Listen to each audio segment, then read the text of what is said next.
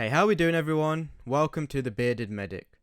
So the personal statement, 4,000 characters of you laying down the cards to universities about how suited you feel you are to medicine. This video is going to run through how to go about the process of building your personal statement just to get you started. The personal statement is important as universities could use it as part of their selection process. They could use it when considering inviting you for interview. They could even use it during their interviews to quiz you on the content to allow you to elaborate further. Essentially, they use it as a means to assess your non-academic endeavours that are important for medicine, determining whether you have demonstrated the right qualities to become a doctor and looking for evidence for whether you have made an informed choice to do medicine. You're not the finished article, and universities know that, but they want to see that you are on the right path. Basically, you can't just say you want to do medicine because you've always wanted to, without trying to inform yourself of what it means to be a doctor and showing that you have the solid foundations to build on in med school. So the first piece of advice, start early. You will have many drafts because you will always be writing, checking, improving and updating your personal statement to make it the best it can be. In the summer holidays will be the best opportunity to start. You will leave more than enough time before the deadline of October 15th to ensure you have a solid statement. Don't start too late as it can be really stressful with all the other work you may have and the feedback you will want to get. But how should you go about starting? First of all, list the qualities needed to be a doctor. You can view this on various university websites, but it's best to have a look on the GMC website. It's obvious what you need, but write them down and summarise what they mean to you and why you feel they are needed as a doctor.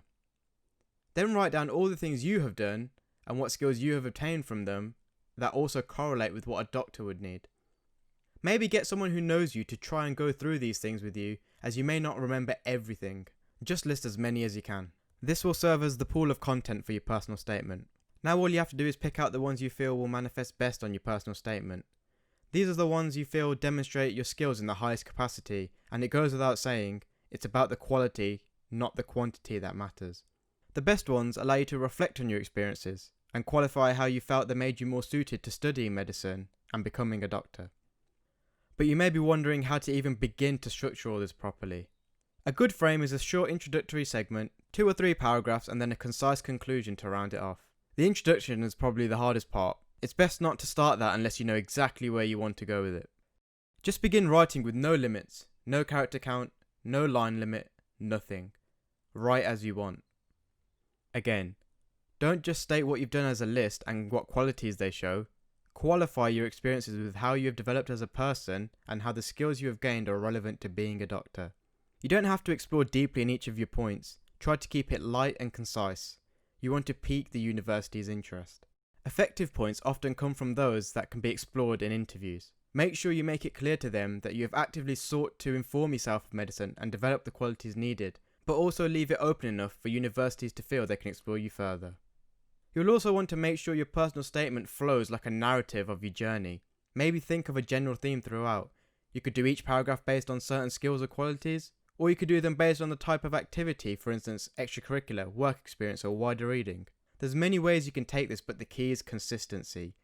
Lead into each paragraph as your personal statement develops. Making it flow means the university can follow your train of thought, because they're not going to interpret everything in the manner of which you intend. You need to be able to separate from yourself and objectively analyse your statement. Can you see a flow? That each line is written with intent and has a purpose in the grand scheme of explaining why you are right for medicine. Does this read like a person convinced they want to do medicine? Now that's a rare skill to have and one that is tricky to implement. So when you've narrowed down your draft to one that is in the close vicinity of the character limit and how you want to present it, feedback is a necessity. You have to be prepared to continuously change and rewrite parts of your personal statement. For most people, their personal statement is unrecognisable from their first draft, and that's okay. Your perception will change, and the feedback you get will evolve your personal statement. An objective eye is needed to gauge whether an audience other than yourself will receive and interpret your personal statement the way you intend. So don't do this by yourself. Get feedback from others. You can get feedback from anyone. Make use of your family, your teachers, your peers. That's what they're there for. Make sure they not only give you constructive feedback on what you can improve, but also make sure they tell you what you've done well. You need to know what's good so you can maintain that throughout. Different people can add a new dimension to your personal statement by providing their views of how you can articulate things you want to express.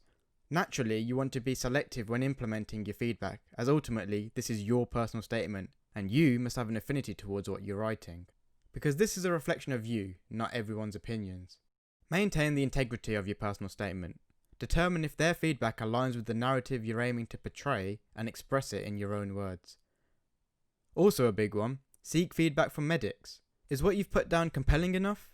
Have you portrayed your interest in an engaging and effective manner? What would they recommend you do to improve?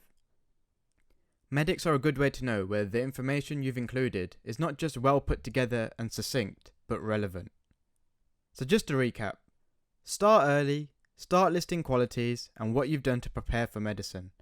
Start writing with no limits and start with ideas you have a general awareness of where you want to take them. Make sure it flows like a narrative, where your aims are identifiable, as is how you have fulfilled them to make you an ideal candidate that is worth exploring further for interview. And most of all, feedback.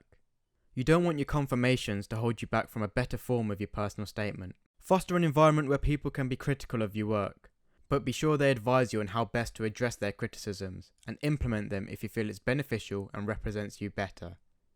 Writing a personal statement is a long process, and by the end, you may not even be sure you like it. It's okay to feel like that.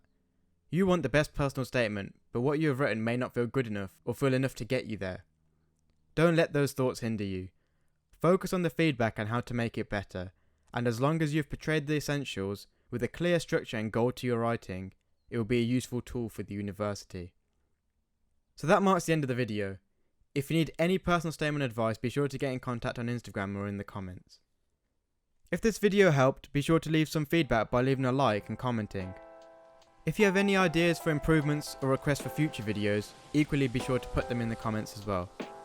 Thank you very much for watching, and see you in the next video. Goodbye.